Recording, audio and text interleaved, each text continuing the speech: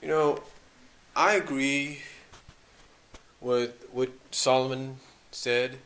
I was listening to one of his sound bites on TV Tracks just recently about the whole situation with Goldust tomorrow night going up against Triple H, and for Cody's job back, and the fact that if he wins, Cody gets it back, but as long as he apologizes for what he said and all that, and I agree that he'll come back. He's going to probably apologize, but then he'll say, "Yeah, I'm sorry for what I said." And then, if I'm WWE, honestly, let him apologize. Say, "I'm sorry for what I said and all that." Then let him rehire them. Then let Triple H or Brad Max rehire him, and then have him go off and say, "Yeah, I'm sorry for what I said. I'm sorry for what I said, and I'm sorry I didn't say it sooner."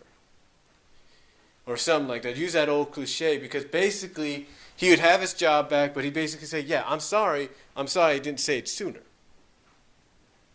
And that would work. And that would lead into the fall, because I think what it is what WWE is doing, it's not just like I look at this, and I look at this like WWE is trying to send a message.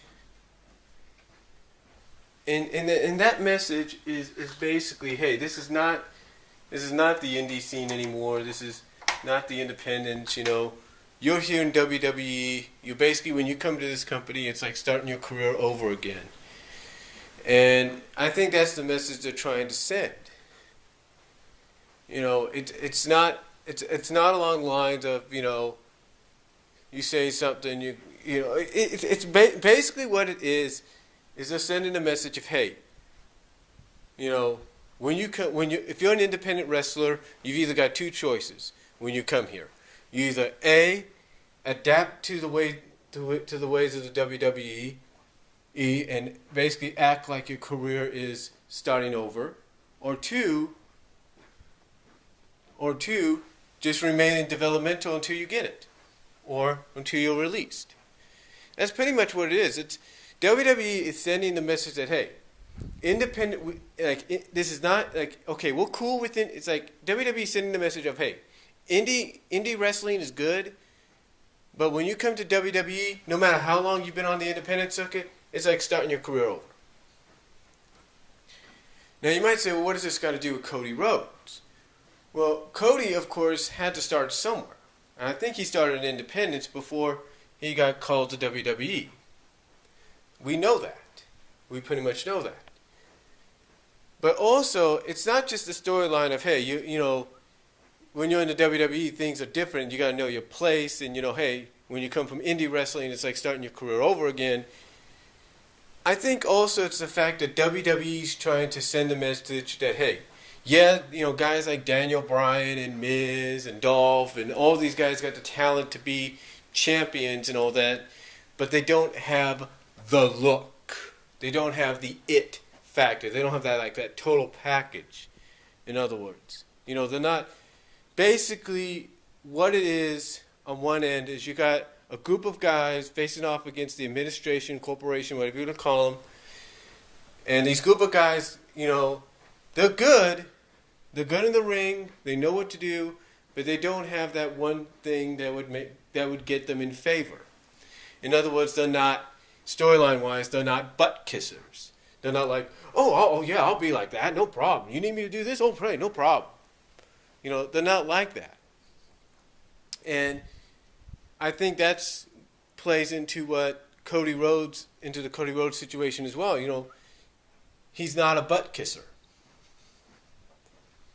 And, that's what this whole storyline is. He's not a butt kisser. Neither Daniel Bryan, neither CM Punk or Miz or anything. They're not like that. They're not really like that. And, it's like, hey, just because they're not like certain other individuals doesn't mean they're not like anything else. The point is, basically my point is here, the story, like I said, when Sean's View thing, they got to do something on Monday to really get over with the ratings, right? Now, as far as going into a War Games match, if you will, at Survivor Series, I think that's a great idea. But here's the problem, though, with the War Games deal. Here's the problem with it. Here's the problem to the War Games deal. You can have War Games, but fans are going to expect War Games to be just as violent, if not as brutal, as they have seen previous War Games.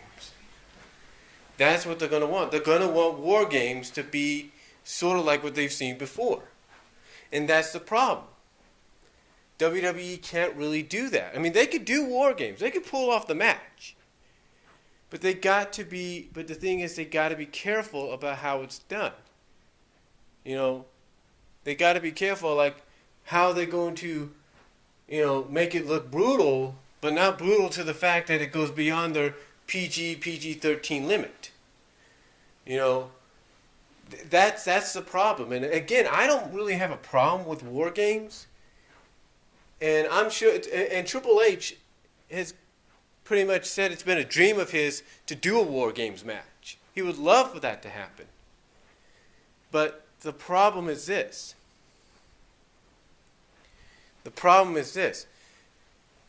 Again, it's the tone of the match. It's the nature of the match. It's the nature of the match. It's like, okay, you want to do War Games, that's fine, but you gotta find a way to make it not as violent. And I mean, it's gonna be brutal, but make it not as violent as previous War Games had been. And also, I think, from a sense, pretty much a lot of people look at the possibility of War Games happening, and it could, at Survivor Series or wherever. And they could also say, yeah, it could happen, but we pretty much know storyline-wise this is what could happen. And what I'm saying is that what could happen storyline-wise is you could have the administration find a way to get everything in their favor in that War Games match. Now, let's say Daniel Bryan's the last guy in, or CM Punk, if he's part of the team, is the last guy in.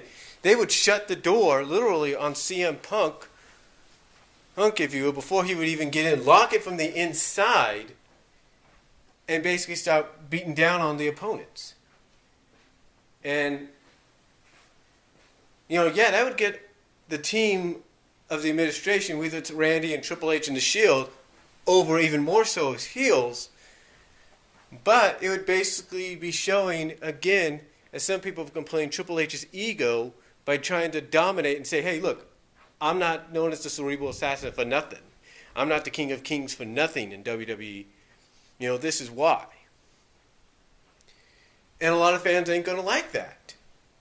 So and I think WWE trying to get ahead of us fans, us internet marks, if you will, trying to get ahead of us, trying to outsmart us, they realize that too. So if they were to do a War Games match, which I would have no problem with, especially at Survivor Series, because it would draw, not just attendance-wise, but pay-per-view-wise, the only way they could do that is to make the War Games match a War Games match that fans can enjoy and not make it so predictable. Again, I have no problem with the War Games. I really don't. And this is the way I look at it.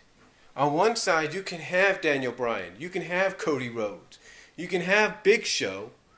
And heck, you know what? Throw CM Punk in there and Dolph Ziggler. Those are the ones I definitely see as part of War Games. I really do. Throw those guys in there, I definitely see that. On the other hand, you could have, Randy Orton, Triple H, and The Shield. Or if you wanted to mix it up, you could have Randy Orton. You could have The Shield. And you could probably have, I don't know, let's say, who else could you have? You could have Curtis Axel. That would help his status. Have someone like Axel in there. Or heck, you know what? If you really want to show that Triple H is behind the guy, have someone like Maddox be put in there. But my opinion on the whole War Games concept, honestly, I like it. We'll just have to wait and see if it happens or not. But Survivor Series, I do agree I'd like to see it at. But that's my response to Solomon's Sound Off.